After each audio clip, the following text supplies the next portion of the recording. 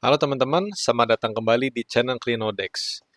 Di video ini kita akan lanjutin tutorial series kita di HTML dan kita udah masuk ke pembahasan teks teman-teman. Jadi tanpa berlama-lama lagi kita langsung aja check it out.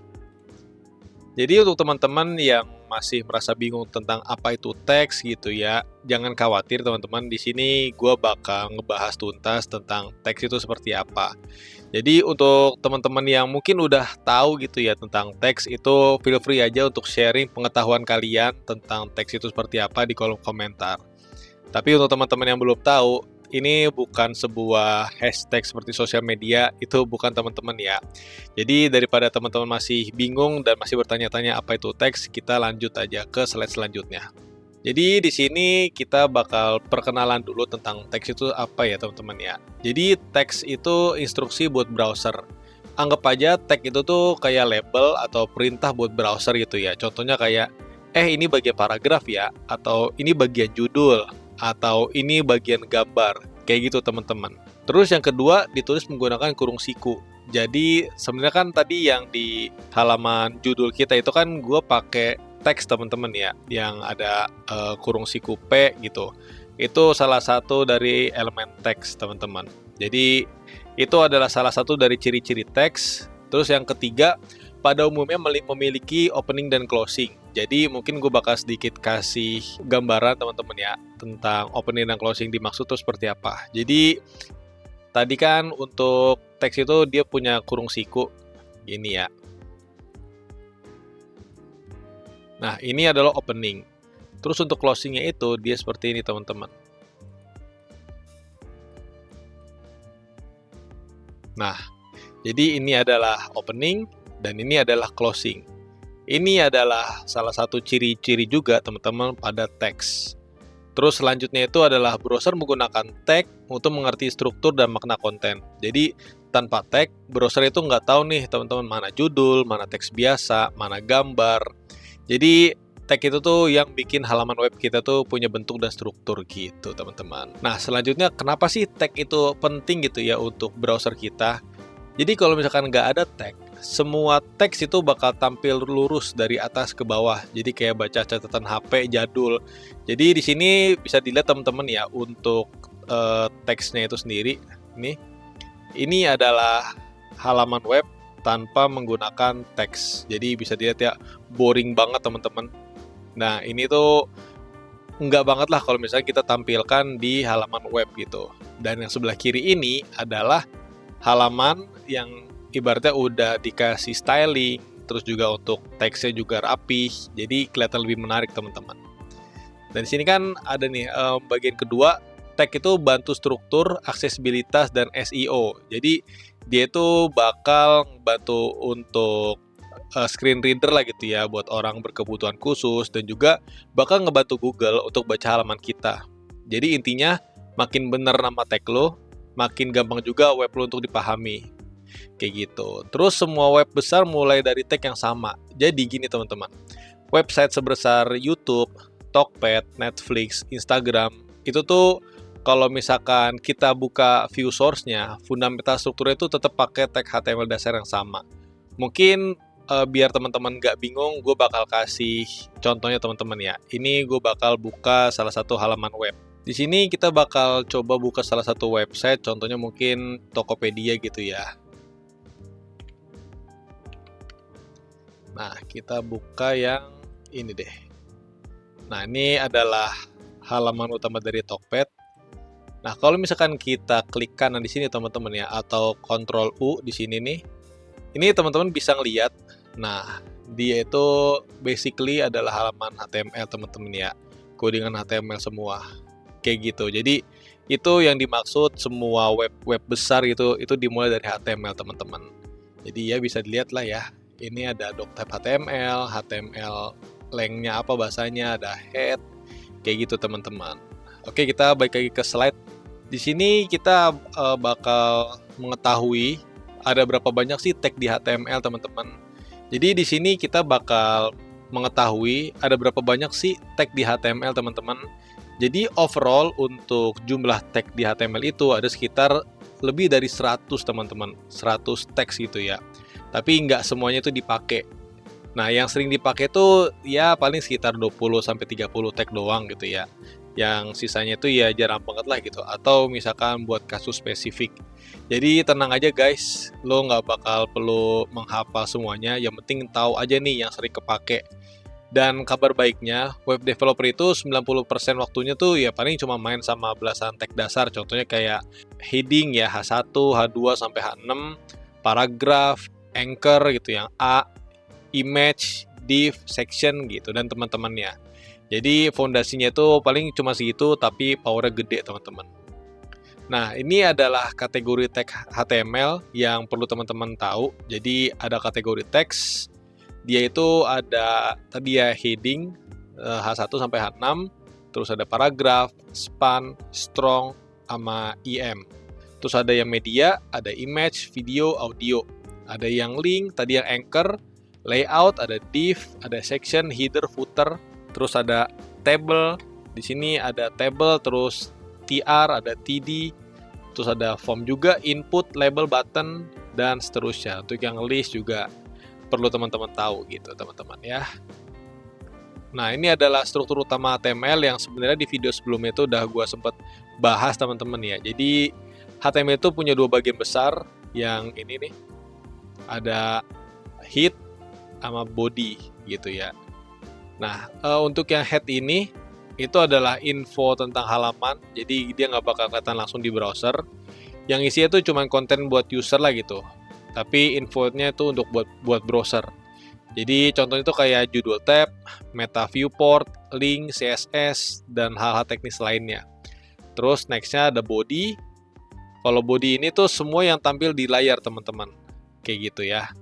Nah, nextnya teman-teman tuh harus tahu tentang komentar ya. Jadi ini tuh bisa dibilang sebuah hal yang simple gitu ya. Tapi teman-teman tuh perlu banget menggunakan ini terus gitu. Jadi fungsi dari komentar ini tuh ya memberikan catatan gitu ya, dokumentasi atau enggak menonaktifkan bagian kode pada HTML.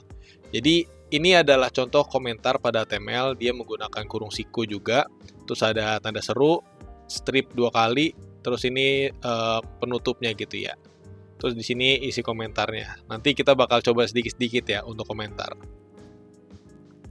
Terus tadi kan kita udah sempat ngebahas dua bagian penting dalam HTML gitu ya. Kita bakal mulai dulu dari head. Jadi ini adalah tag-tag penting yang ada di head teman-teman ya. Yang tadi kan udah gue sempat bahas kalau di HTML itu ada dua bagian penting ya. Ada head sama ada body. Jadi di sini kita bakal perkenalan dulu untuk tag-tag apa aja sih yang sering dipakai di head gitu ya. Ini adalah title, ada title gitu ya, untuk judul tab browser. Terus ada meta untuk deskripsi, charset, SEO, ada link untuk style sheet atau icon, ada script, ini script yang di load di head gitu ya. Terus ada style, ini adalah CSS langsung di halaman itu. Jarang tapi bisa lah untuk digunakan. Mungkin teman-teman ada yang bingung terkait charset itu apa. Jadi charset itu simpelnya kayak cara komputer itu ngerti dan nampilin karakter atau huruf. Ibaratnya kalau browser itu tuh butuh kamus dulu lah gitu, buat tahu huruf apa aja mau ditampilin, itu bisa menggunakan charset. Mungkin teman-teman tahu charset UTF-8 yang gini nih. Wait. UTF-8. Nah, ini adalah charset teman-teman, gitu. Salah satu charset ya. Terus ada 3 cara juga buat nulis CSS yang di sini nih, yang untuk bagian style ini. Itu kan ada external file yang paling umum lah gitu ya. Terus ada inline CSS yang langsung di dalam tag.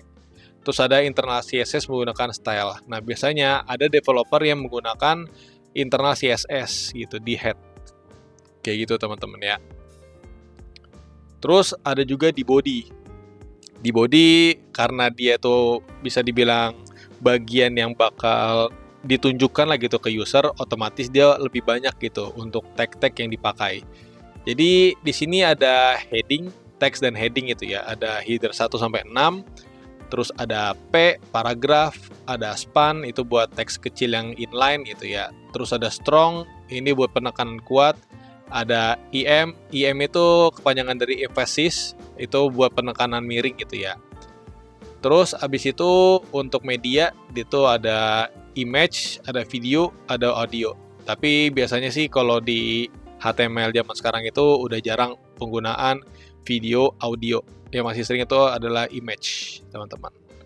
Terus abis itu ada link. Ini tuh jantung internet, teman-teman ya. Jadi Anchor atau jangkar itu dipakai buat bikin hyperlink itu, bikin link lah ya. Jadi mau ke halaman lain, ke sosmed, atau apapun lah gitu. Kita menggunakannya tag link ini, teman-teman. Terus kalau mau bikin list, entah itu bullet atau nomor, pakai trio ini, teman-teman.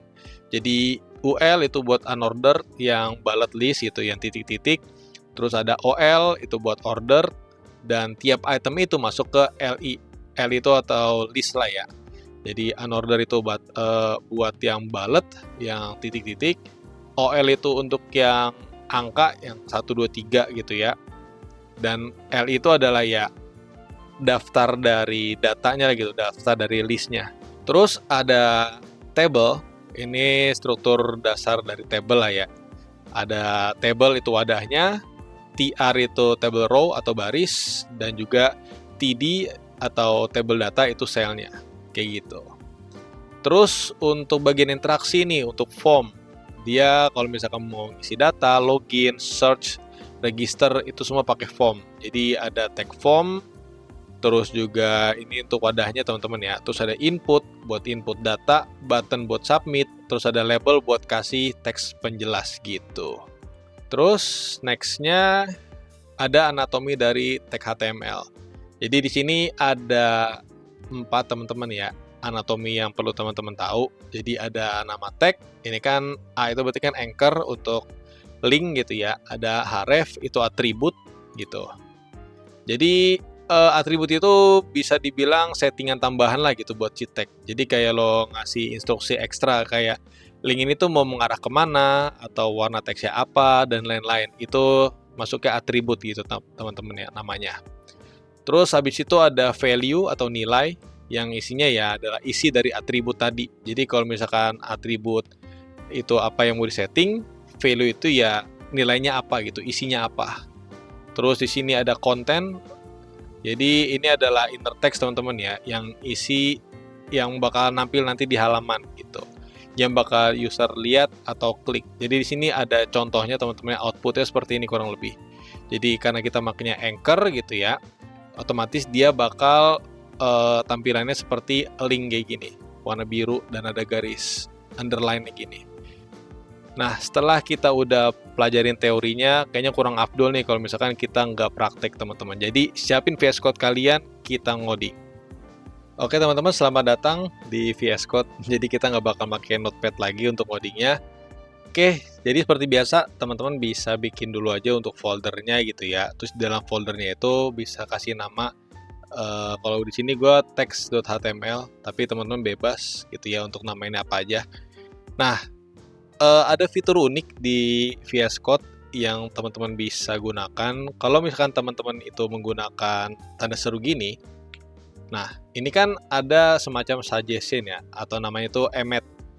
Ini kalau misalkan teman-teman langsung enter gitu ya, nah kita langsung udah dapat semacam boilerplate atau template dari HTML gitu ya, starter pack-nya gitu. Jadi apa itu emmet? Emmet itu semacam tools ya untuk mempercepat kita dalam mendevelop web. Jadi ini bakal bisa teman-teman pakai terus gitu ya. Caranya itu tadi shift terus tanda seru gitu ya. Jadi untuk mengenerate inilah tanda serunya gini, nanti tinggal dipilih aja gitu. Ini juga bisa tuh. Tapi kalau yang tanda seru 3 itu cuman untuk yang doc type-nya. Nah, kita lanjut. Kalau udah dapet struktur utamanya gini, teman-teman bisa mengubah dulu title-nya, misalkan kayak bio, terus di sini mungkin nama kalian, di sini gue bisa Mikael aja gitu ya. Mungkin teman-teman tadi kan ada yang ada pembahasan yang sempat kita omongin ya, ada charset. Jadi kan tadi udah gue bahas. Di sini kita makanya charset UTF-8. Jadi nanti browser itu bakal mengenal kalau halaman web kita itu menggunakan UTF-8 gitu ya. Terus ada meta name viewport. Jadi simpelnya itu adalah ini semacam penyesuaian lah gitu ya, untuk tampilan web itu tuh bisa sama ukurannya di layar device manapun gitu. Jadi nggak perlu nantinya ngezoom sendiri gitu, atau takut layoutnya melebar ke kanan dan lain-lain. Kita menggunakan viewport ini. Jadi kan content width, device width, jadi kan dia bakal nyesuaiin dengan ukuran dari device teman-teman gitu. Mau di HP, mau di laptop PC gitu ya. Terus ada initial scale 1, ini berarti mulai halaman dengan zoom 100% gitu, defaultnya. Nah, kalau misalkan udah, kita bakal nulis dulu di sini H1 ya, untuk header pertama. Misalkan, halo, gitu. Tadi kan teman-teman mungkin ada yang kaget kok bisa langsung tiba-tiba ada tag penutupnya. Tenang aja teman-teman, karena kemarin kita udah sempat install beberapa extension, jadi teman-teman tinggal nulis aja nama tag yang teman-teman pengen, misalkan kayak P gitu ya, P. Nah, nanti emmet ini juga bakal ngebantu kita buat bikin tag penutupnya juga gitu. Jadi ada pembuka dan penutup ya, tinggal enter. Nah, kayak gitu teman-teman ya. Oke, sebenarnya untuk header itu ada banyak teman-teman ya. Jadi ada H2. Nah, di sini ada nih H1, H2 sampai H6. Ini teman-teman bisa pakai, semakin kecil angkanya semakin besar tulisannya. Kita coba H6 deh ya. Misalkan 2 software. Nah, gini deh. Nanti kita bakal cek ya. Terus habis itu tambah gambar teman-teman. Ini kan kita coba deh. Tinggal IMG, terus habis itu enter. Nah, ini ada src, maksudnya itu ya sumber gambar itu dari mana gitu ya. Nanti kita bakal coba.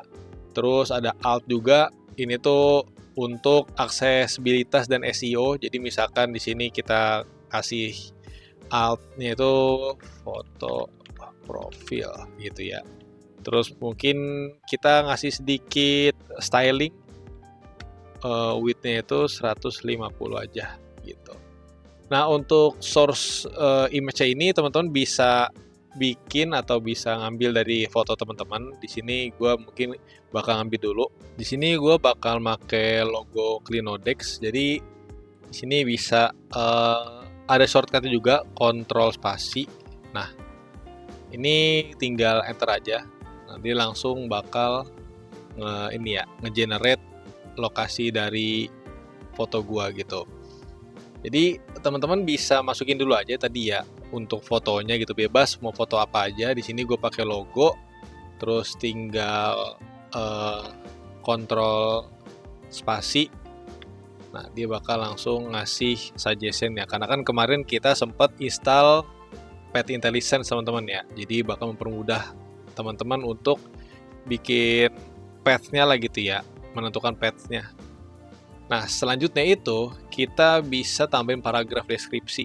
Kayak tadi ya, tinggal P, terus habis itu enter. Nah, di sini misalkan hai nama gua.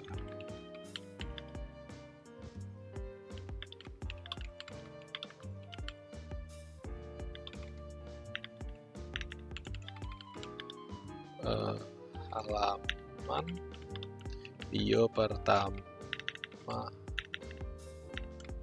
gua kayak gini. Ini bisa teman-teman sesuaiin lagi aja. Tapi gua udah oke sih dengan paragraf kayak gini. Terus tidak lupa juga kita pakai anchor ya teman-teman ya. Bisa kayak gini aja. P lagi, terus misalkan follow. Nah, terus tinggal A, enter. Nah, Ahref misalkan ke Instagram teman-teman gitu ya. Di sini gue bisa gue paste aja lah, copy paste aja lah dari Clinodex gue, akun Clinodex gue. Kayak gini teman-teman ya. Ini untuk Instagram. Terus di sini tinggal bikin Instagram. Misalkan target blank. Jadi ini adalah atribut target teman-teman ya. Jadi simpelnya kalau misalkan nanti user ngeklik link ini, itu dia bakal pindah ke tab baru. Kayak gitu teman-teman ya, untuk target blank. Terus ada juga kalau misalkan teman-teman itu nggak mendefinisikan atributnya, dia ya langsung ngebuka di tab yang sama gitu. Tapi gue lebih suka dia ke tab baru lah. Terus misalkan LinkedIn, ini bisa A lagi. Terus misalkan https.com/username kalian lah ya. Terus kayak biasa atributnya itu blank kayak gini. Tadi kalau misalnya teman-teman lihat ada beberapa suggestion teman-teman, ada blank, parent, self, top. Nah ini tuh menarik teman-teman, mungkin gue bakal bahas dikit. Jadi kalau misalkan tadi kita Ctrl Enter, di sini ada beberapa suggestionnya. Tadi kalau yang blank itu dia bakal buka tab baru. Kalau self itu dia bakal ngebuka tab di tab yang sama gitu ya. Sama aja kalau misalkan teman-teman tidak mendefinisikan atribut apapun lah gitu value-nya. Terus ada parent. Ini tuh sebenarnya kalau misalnya teman-teman itu pakai iframe gitu ya. Cuma nanti kita bakal bahas di video lain lah gitu ya. Terus ada top. Dia juga sama, kalau misalkan pakai iframe dia bakal keluar dari nested iframe-nya gitulah, bakal ke top window kayak gitu. Cuman kita fokus ke ini aja dulu, dasarnya dulu aja teman-teman. Nah kalau misalkan udah seperti ini teman-teman ya, ini tuh bisa dibilang udah cukup untuk teman-teman bisa jalanin. Jadi kayak biasa tinggal go live aja, klik, tinggal tunggu. Nah di sini, oke, ini adalah halaman bio sederhana kita teman-teman ya. Jadi simple banget. Ada halo gue Mikael. Terus ini tadi kita pakai H6 jadi bisa kelihatan ya kecil banget teman-teman. Nih gue zoom aja. Nah, terus ada foto gitu ya. Di sini gue pakai logo Klinodex saja. Terus ini ada paragraf.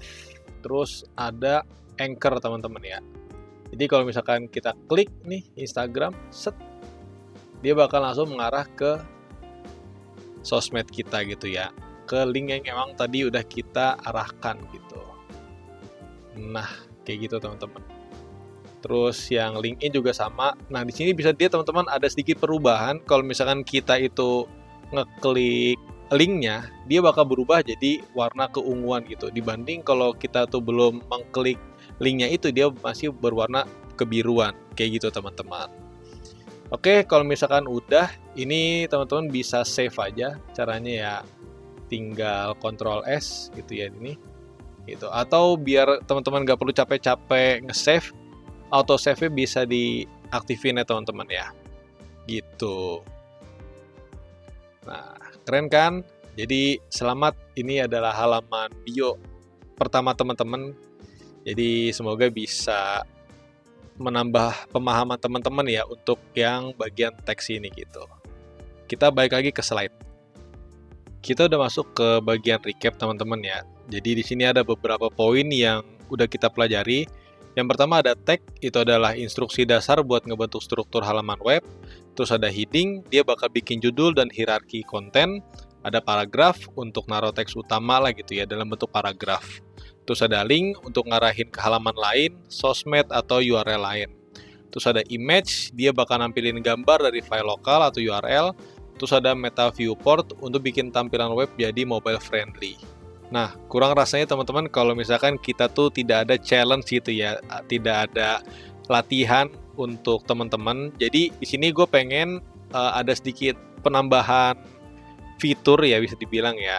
Jadi ada 3 poin. Jadi tambahin daftar skill lo pakai UL atau li gitu, pakai unorder atau pakai order list gitu ya. Terus gunakan li untuk ngedaftarin lah gitu ya, untuk bikin data skill teman-teman. Terus habis itu gunakan strong atau im untuk highlight kata penting pada deskripsi gitu ya.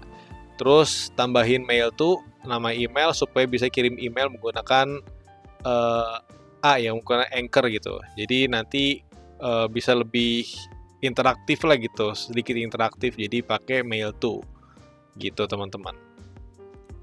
Oke teman-teman, paling segitu aja untuk video pembahasan tag HTML pada hari ini. Kalau masih ada yang bingung atau masih ada yang kurang jelas, teman-teman bisa berkomentar aja di kolom komentar di bawah gitu teman-teman ya. Atau bisa playback videonya ke bagian yang emang teman-teman bingungkan gitu. Jangan lupa juga untuk subscribe channel gua di @clinodex dan juga follow kedua sosial media gua di @clinodex untuk Instagram dan juga di TikTok teman-teman. Paling segitu aja untuk video pada hari ini. Kurang lebih mohon maaf. Gua El, signing out. Bye-bye.